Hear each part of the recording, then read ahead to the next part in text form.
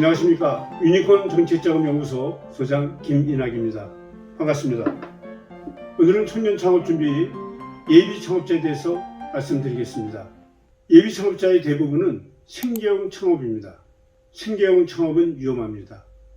대부분의 융자금을 즉 생계형으로 쓰고 있기 때문에 아직 준비가 안 된 상태에서 창업을 계획하다 보니 융자금을 일상의 소소한 비용으로 사용하고 막상 본 게임인 제품을 판매하려거나 아니면 상품을 구입할 때 자본이 부족하여 사업을 실행하지 못하는 경우가 왕왕 있습니다. 가끔 예비 창업자들이 질문을 많이 합니다. 창업 준비에 자본을 얼마나 준비해야 될까요? 저는 항상 이렇게 얘기를 합니다. 사업을 하고 임차 사업장을 마련하고 당분간은 혼자서 사업을 하겠죠. 대부분이 판매라든가 영업이익이라든가 이익이 나지 않은 상태에서 종업원을 둔다는 게 좀 어렵습니다. 그러다 보니 대부분이 창업 3개월이나 6개월 동안은 매출이 발생하지 않는 경우도 있습니다. 창업 준비 자금은 매출이 발생하여 즉 매출채권, 판매 대금이 다시 회수될 때까지 그 기간을 대표자님들이 예상을 한다면 그만큼의 자금을 준비하는 것이 좋을 듯 합니다. 물론 그 부분들이 많이 부족해서 정책자금 지원에 여러분들이 매달리게 되는 것이죠. 예비 창업자의 승인율을 기획 창업자가 한번 비교해 보았습니다. 기획 창업자들은 약 50% 정도의 승인율을 가지고 있는데 예비 창업자들은 한 25%, 즉 절반의 수준밖에 안 되더라고요. 그 원인이 무엇일까 한번 나름대로 사견입니다만 한번 조사해 보았습니다. 심의위원회에서 가장 많이 탈락하는 이유는 발표하는 사업계획서 자료가 현실성이 많이 저하되어 있고 특히 많이 과장되어 있고 사업성 측면에서 매우 미흡한 수준입니다. 또 예비 창업자들은 심의위원회에서 탈락을 하게 되면 돌아갈 직장이 있지 않습니까? 대부분이 나 다시 탈락을 해도 사업을 시작할 거야 하는 예비 창업자들은 극히 드뭅니다. 그것은 기창업자 대비 사업을 하고자 하는 의지가 낮다고 볼 수가 있습니다. 다음은 창업 배경입니다. 내가 창업하고자 하는 그런 타당성에 대해서도 기창업자에 대해서 많이 부족합니다. 이 부분은 여러분들이 창업 배경에 더 많은 노력을 가져야 됩니다. 창업 배경이 굉장히 중요합니다. 창업을 할 수밖에 없는 이유라든가 필요성, 절실하게 사업계획서에 들어가 있어야만 합니다.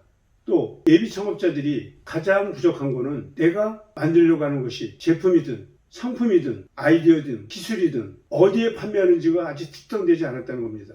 즉 사업적 측면에서는 기창업자들보다는 많은 교류가 되어 있습니다. 기창업자를 이기려면 3배, 5배, 10배 노력이 있어야 됩니다. 저는 청년 창업위원 콘서트 들어서 예비 창업자들한테 항상 그런 말을 했습니다. 이것만 정립하면 된다. 네가 만드는 게 무엇이고 어디에 판매할 건데 이게 가장 큰 핵심이고 나머지의 기타 기술 이런 것들은 보조 수단이다. 여러분들 창업 준비하면서 예비 창업자든 기창업자든 내가 만드는 것이 무엇이고 어디에 판매하는지 이걸 항상 유념하여 주시기 바랍니다. 그럼 창업하고자 하는데 무엇이 필요할까요? 저는 나름대로 몇 가지를 여러분들한테 말씀드리고자 합니다. 첫 번째는 대표자의 역량이 가장 중요합니다. 대표자의 역량 강화를 위해서 여러분들이 많은 노력을 해야 됩니다.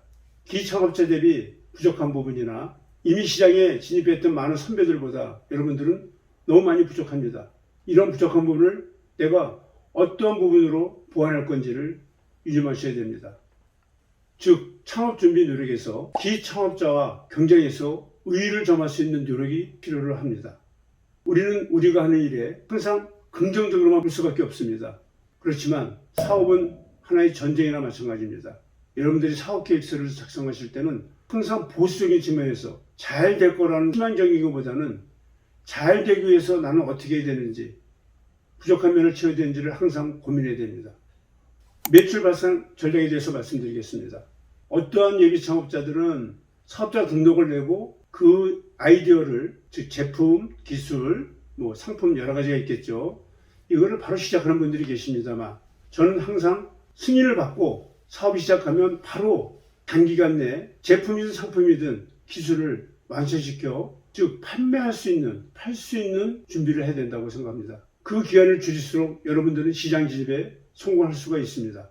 여러분이 원하는 목표, 즉 청년 전용 창업자금을 대출을 받고자 하신다면 시장 진입에 성공하기 위한 사업의 파트너, 즉 동업자 아니면 직원들이 필요하겠죠.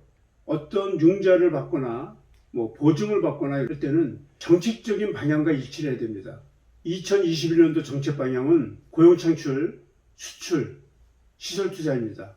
첫 번째가 고용 창출입니다.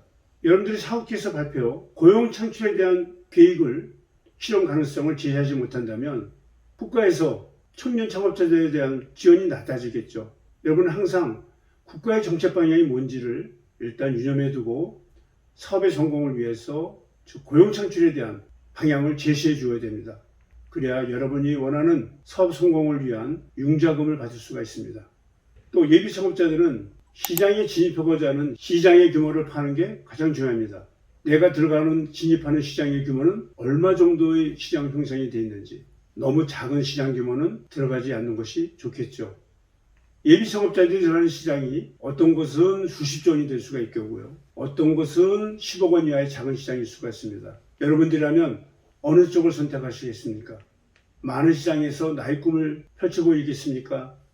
아니면 작은 시장에서 직장 생활보다 조금 나은 생활형 창업을 하시겠습니까? 그것은 여러분의 선택의 몫입니다.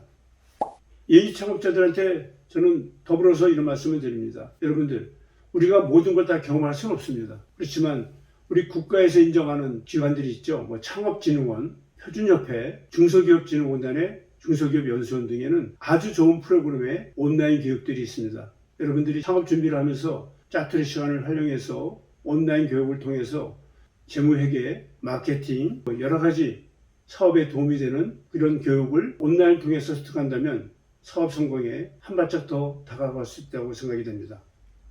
이번 시간을 통해서 예비 창업자들이 사업계획서에 녹아든다면 여러분들이 한층 더 성공적인 창업의 지름길이 될 것이라고 생각됩니다. 감사합니다.